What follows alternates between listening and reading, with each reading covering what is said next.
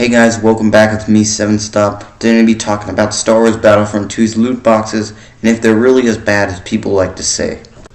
I know this is a topic that's been done to death, but I'm going to talk about it today because I think my perspective will be a lot different than almost any other person that you've seen talk about it, because I don't think they're as bad as most people say. So first of all, I want to say I don't support these practices. I think they're very wrong. They're very bad practices. They're poor for the consumer, and in the long term, they actually hurt the game more than they help it. But I want to talk about this because I think this is something that's blown way too out of proportion. So first I'm going to address most reviewers. So you probably heard reviewers talk about the loot boxes. And from what I've seen of the reviewers, it seems like most reviewers say that they ruin the game. And it's my opinion that they don't. They don't ruin the game. It's not like they're good for the game, but they don't ruin it like a lot of people say. A lot of people say that they make a good game bad. But that's not true. Star Wars Battlefront 2 is a good game, and even with the loot boxes, which I don't like, but they're here, and even with them, it's still a really good game, and I don't think they ruin the game. And yes, it is true that a lot of the progression is built around these loot boxes, which can be quite annoying, but honestly, I don't think it's a big deal.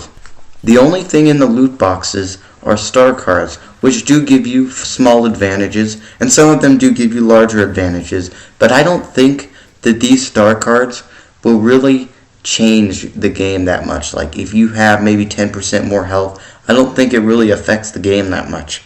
And I don't think it definitely doesn't ruin the game like many people say.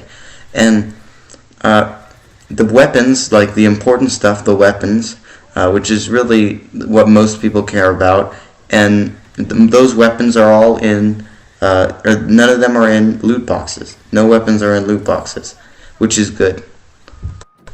But Star Wars Battlefront 2 is nowhere near pay to win.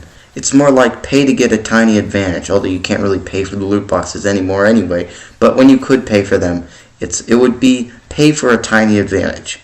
And it doesn't make or break a good or bad player. It's just a small advantage. And I think this is way blown out of proportion. And I don't think that it's really as big as people say. It doesn't ruin the game. This is still a very good game. So if you're someone who doesn't want to buy the game because you don't want to support the loot boxes, I don't think it's really a reason to not buy the game. The game is still very good, and even though you may not be buying the game, well, the loot boxes, you can't even pay for the loot boxes anymore. So you're not really supporting the loot boxes even if you were to buy the game. But imagine the loot boxes were something you could pay now, because now they're not. But imagine they were something that you could pay for. I don't think that buying the game is supporting those practices. Buying the loot boxes is supporting those practices. Buying the game is saying you like this game and you think this is a good game. And by not buying the loot boxes, but by buying the game, you're showing them that you think the game is good but the loot boxes aren't. At least that's my take. So overall, I would say that Star Wars Battlefront 2 is a very good game, and even though the microtransactions are annoying, I don't like them, I don't think they're good, they don't ruin the game, and I don't think you should not buy the game just because of the microtransactions. So as always, leave your opinions in the comments. Again, leave them in the comments. I read the comments. And thank you for watching this video. This is 7's. Please subscribe. Bye! Alright, at the end here, I'd like to have a message for all of my viewers, my subscribers, people who watch my videos regularly. They may have seen I haven't made a whole lot of videos lately. Been kind of busy, but don't worry, more videos are coming. I'm going to make a video pretty soon. It's going to be called Discord is Dark and Full of Terror. It's going to be a funny video. Hope you stay tuned for that. It's going to be making fun of one of my old channels, the Yum Yum Gaming Club. And then, yeah, stay tuned for that, and also stay tuned for, let's see, there's probably going to be another video coming soon.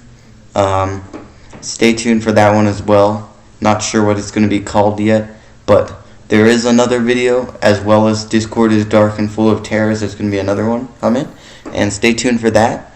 I may bring back some old series I used to do. I did that series called Is Whatever a Bad Game? Like, is the MCC a bad game? Is the original Battlefront a bad game? Things like that. That is probably coming back, so stay tuned for that.